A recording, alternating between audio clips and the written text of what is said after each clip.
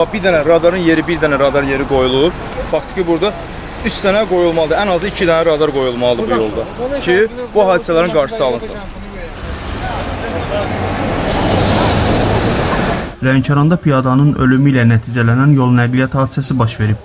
Hadisə Lənkəran-Boradgah Masallı magistralında Lənkəran rayonunun Girdəni kəndinin ərazisindən keçən hissəsində qeydə alınıb. Hərəkətdə olan Mercedes markalı minik avtomobili avtobusdan düşüb yolu keçmək istəyən kənd sakini 57 yaşlı Rühəngiz Babayevanı vurub.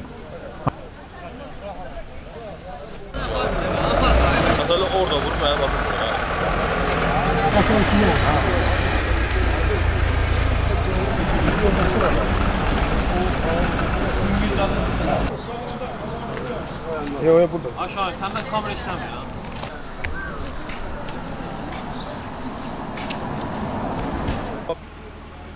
Hadisə yerinə çağırılan təcili tibbi yardım xidməti qəzada ağır xəsarət alan qadını Lənkəran rayon mərkəzi xəstəxanasına çatdırmağa çalışsa da həkimə qədər ölüm faktı qeydə alınıb.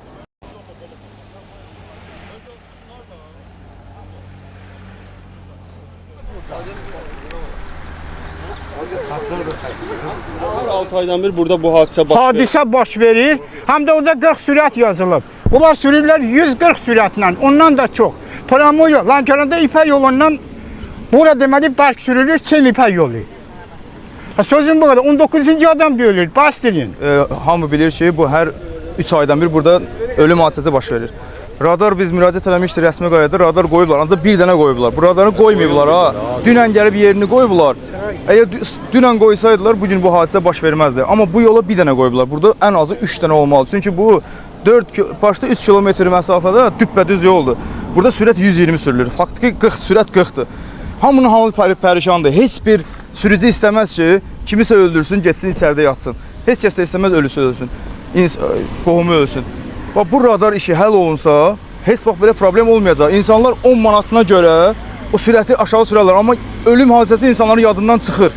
Düşünmür ki, nəsə eləyə bilərəm. Heç kəs istəməz o insan öldürsün. Xahiş edirik, 3 dənə radar, ən azı 2 radar qoyulmalıdır burada ki, bu hallar baş verməsin.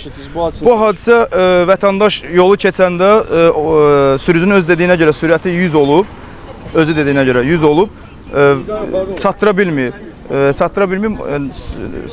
Sərnişini vurub.